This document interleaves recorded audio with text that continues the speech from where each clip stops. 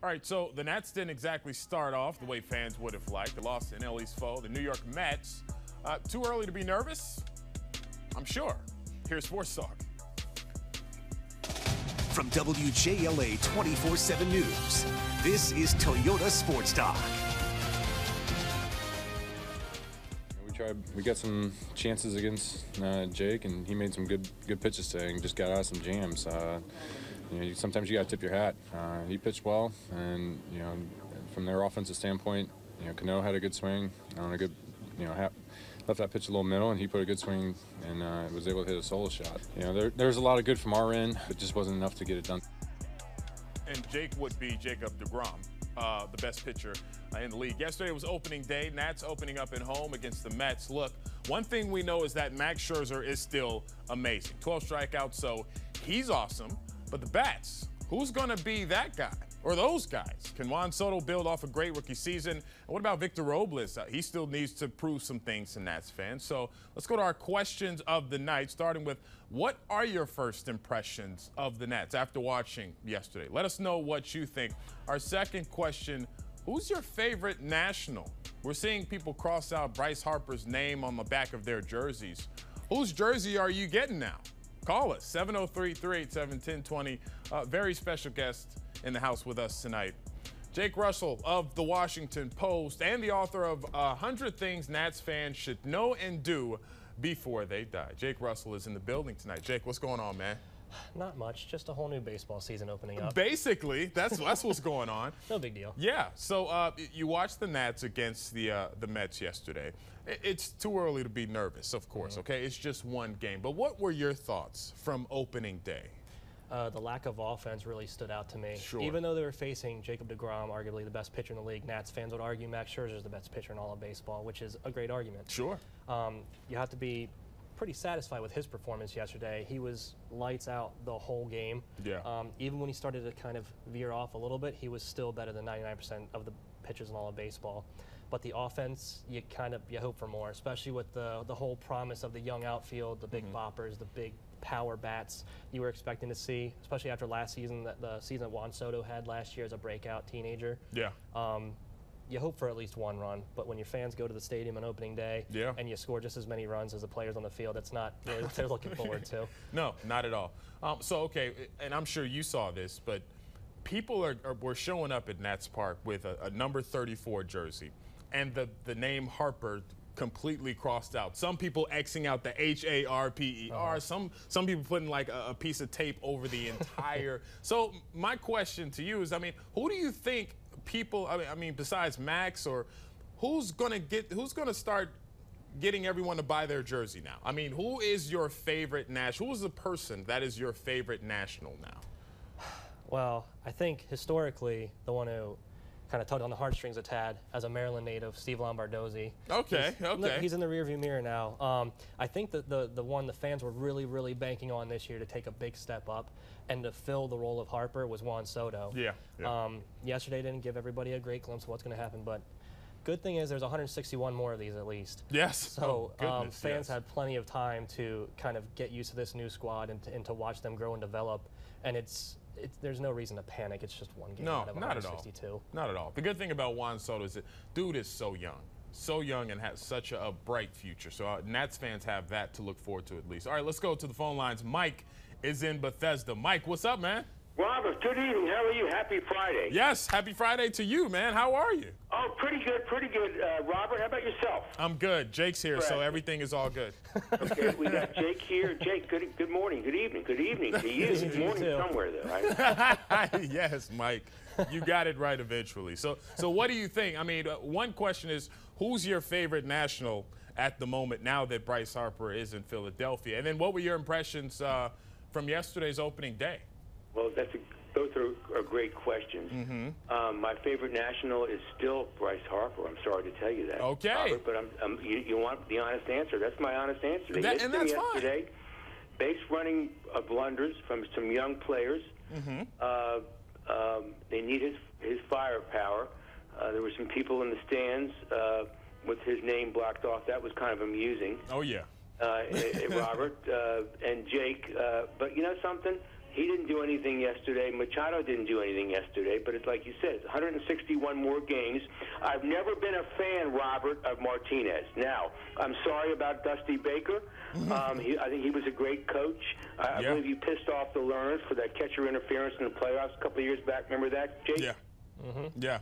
I think that was possibly why he had to go. But 95 and 97 victories, respectively. I mean, I don't understand. This guy Martinez never coached. He brings camels to the training camp last year. Mike, what was that all? To get over the hump? But they never got over the hump. Mike, he was just trying to be different. That's all. Yeah, That's all he was did it work? I guess not. Robert, listen, tell me what you think of the what's going to happen the rest of the year. I told your colleague a couple nights ago, I think they're going to be a 500 team. Okay, I still believe in that. Your colleague was going on the limb and stating that they would win the division, maybe the World Series. But, Robert, what do you think? What do you think, Jake? And I hope you guys have a great weekend. Hey, Mike, you too. Thanks. Always fun to talk to you. My thing is, I think guys just need to stay healthy. I mean, you had a couple of those issues last year where guys were, in and out during the season. Guys like Adam Eaton, if he could stay healthy, of course, Juan Soto, Victor Robles, and then Steven Strasburg. There's always some sort of issue going on with him, whether it's, a strain in his shin or a strain in his wrist or something's always going down with Steven Strasburg. How do you think this season is going to pan out, Jake? Yeah, like you said, Strasburg is a true wild card this year. Yeah. You never know when that injury bug is just going to come up and bite him. At any point in the season, it could happen. I think they're going to be – last year I said 94. I was way off. This year I'm going to be a little more conservative with my estimate and say maybe 89, 90. That's fine. And it's going to be it's probably the toughest NL East division they've ever faced since they've moved from Montreal to D.C. Yeah. It's so competitive from top to bottom, well, other than the Marlins. And I kind of feel bad for them because everyone says it's a 4-team race, and then, the Marlins just exist for everybody else to beat up on. Sure. Yeah. All right, well, and here's the situation.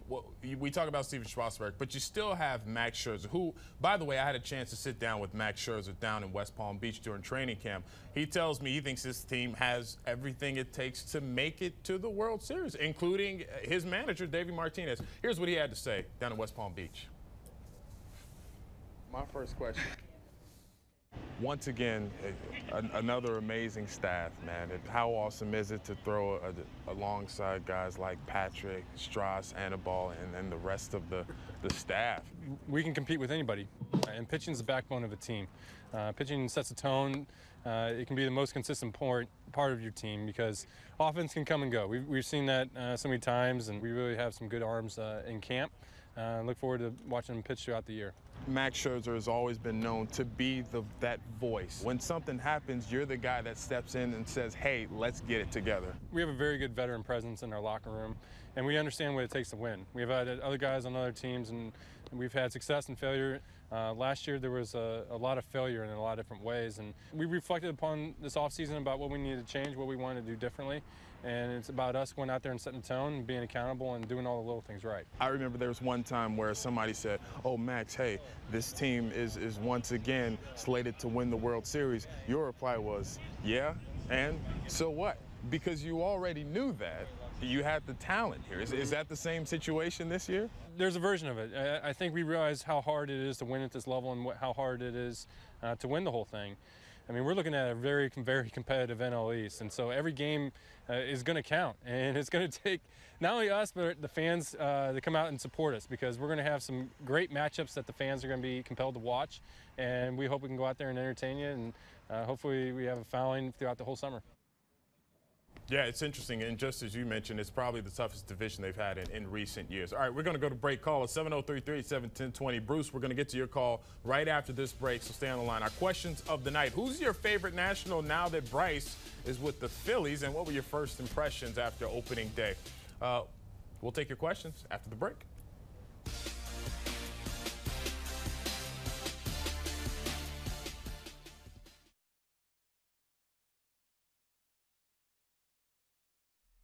Okay, so my first question, you got the fade now, okay? But before that, you had the long hair. I did. And you used Murray's. I did. Man, Murray's was the closest thing I could get to control my hair. And it still didn't work. I would use like Murray's, I would use hairspray, and I would put Layrite, like all of it in there, like still wouldn't work. My hair would just still curl. You know, Bryce Harper, he's not here. Is that a little weird for you, just a little different not to see him out here? Well, for me personally, yeah, because we were close. We were probably 2 lockers, 3 lockers away in the corner over here.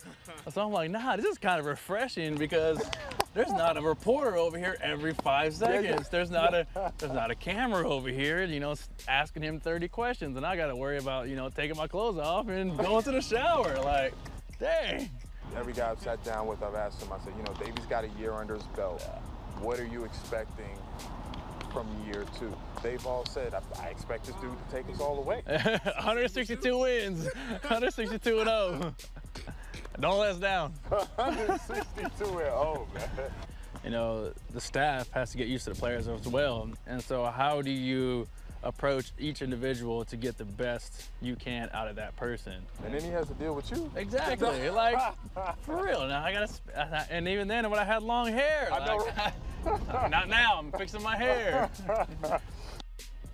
So, and you're not going to get that Anthony Rendon during the season. That's only spring training and before. Anyway, here are questions of the night. What are your first impressions of the 2019 Nationals?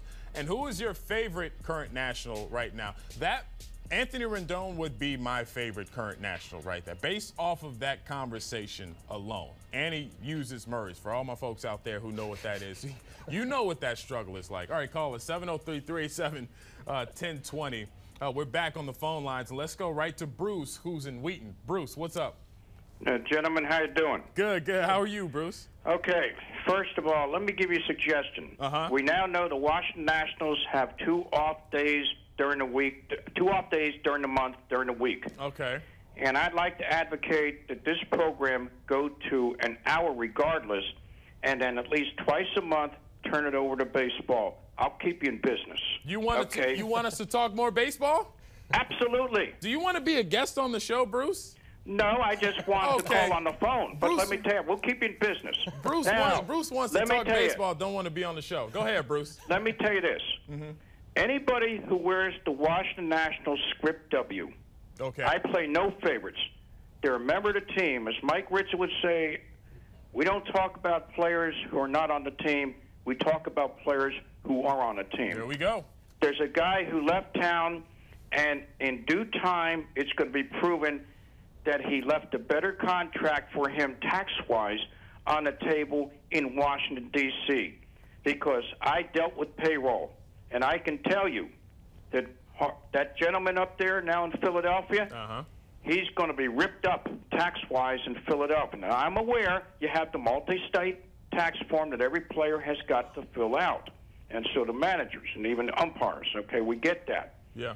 But Philadelphia, unless he's willing to move to Philadelphia, he's going to pay a lot of non-residential tax, non-residential city tax in Philadelphia. Bruce, I know how the game is played.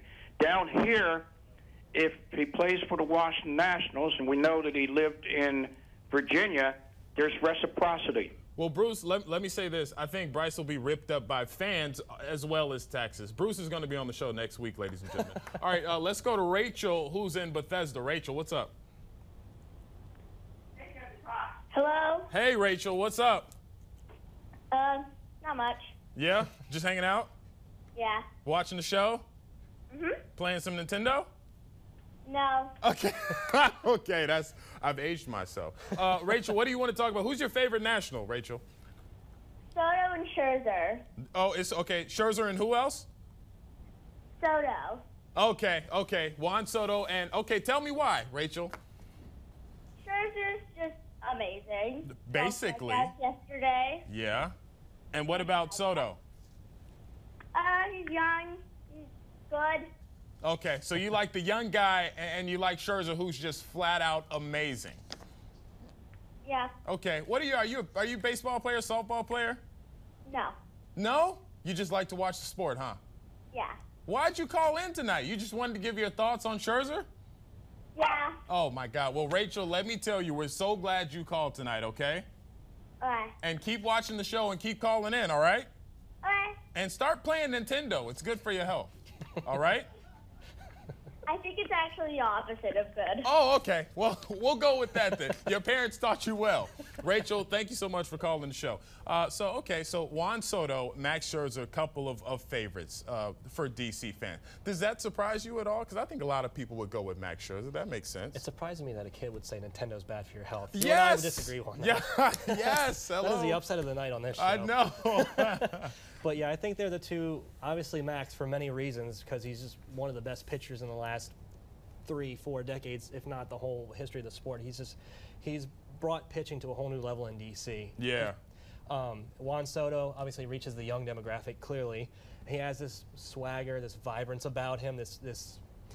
He just seems like a very happy and nice guy. Yes. With this confidence, and it's not quiet, but it's not loud either. I guess maybe the smile. All the smiling kind of supersedes the quiet part of his confidence. Yep. But he performed last year like nobody expected him to, and people love winners and people love people who produce, and that's exactly what he did last year. And people just saw that and like, wow, this guy could be the next great superstar for this city, and he could ease our pain of Bryce leaving. Exactly. And Bryce has left, so now people are holding their hopes out for this guy. With big performances come big expectations. All right, coming up, we'll talk some Redskins. Landon Collins, Case Keenum, a couple of new Redskins. We had to talk about it tonight. Can't do a sports talk without talking Redskins. I'm just kidding. Call it 703-387-1020. We'll be right back.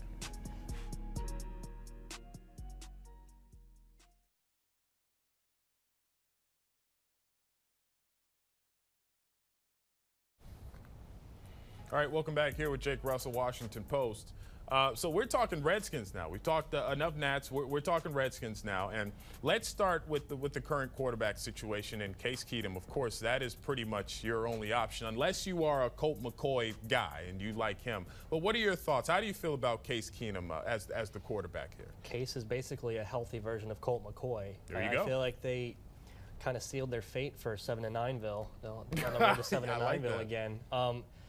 He's a good, stable, quality quarterback. He's not terrible by any means. He's going to right the ship and keep it afloat the whole season, I think. Yeah. But if you're looking for direction at quarterback, that's definitely not it. Okay. If you have so many other options out there, with Josh Rosen now potentially being available, I think they should have pounced on that possibly a month ago to try to get something done with the Cardinals and get that out of the way and have him learn the playbook, get a system built around, get players around him, and then really focus on building up the offense around him. There's still time to do that, obviously, but obviously it seems like now there's a bidding war that's about to start, so they missed their chance on that. And you're not that impressed with the quarterbacks in this current draft right now, like Haskins and Murray? From a Redskins perspective, I think of it as a Redskins perspective, not like they'll probably flourish with other teams, but I just don't know how great they would be if they were on the Redskins right now with the lack of offensive weapons around them. Paul Richardson didn't show that much last year. Yeah. And obviously, he was hampered by injuries quite a bit. But if they have more talent around him, then it could help to have a lesser named quarterback behind center. Yeah.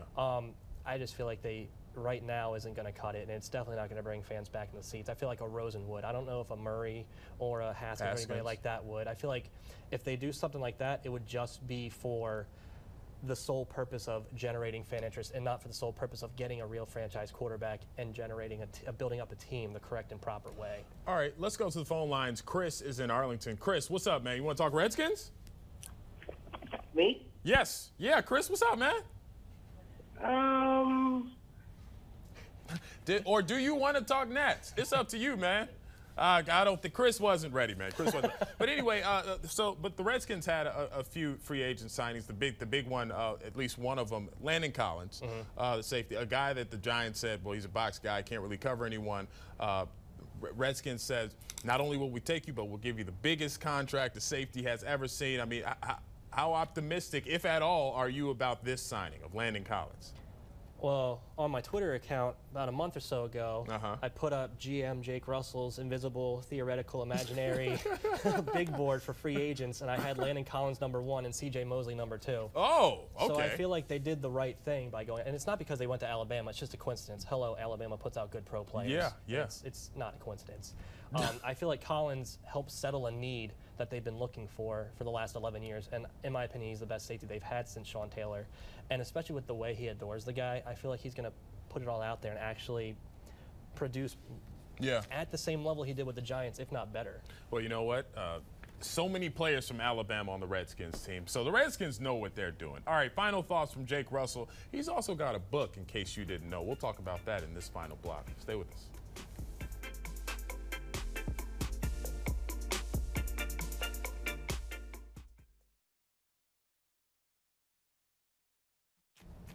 All right, welcome back. Jake is a talented writer, and he has a book out, 100 Things Nationals Fans Should Know and Do Before They Die. The foreword by Dusty Baker, by the way. So tell us, what's one thing in here that Nationals fans should know and do before they die? They should have known 5 years ago that Bryce Harper was going to sign. Spoiler alert, that's not in the book. Yes, you should be able to tell the future. That's what you should be able to do. Yeah, one of my favorite chapters is actually about Mo Berg. There was a movie made about him called The Catcher Was a Spy, starring Paul Rudd. It came out last summer. He's one of the most interesting people I've ever read about. Wow, that's all. You know, and that's just one thing, people. All right, Jake Russell, thank you so much for being here. Thanks for having me. We really appreciate it. Love it when you're on. We'll see you guys next time on Toyota Sports Talk.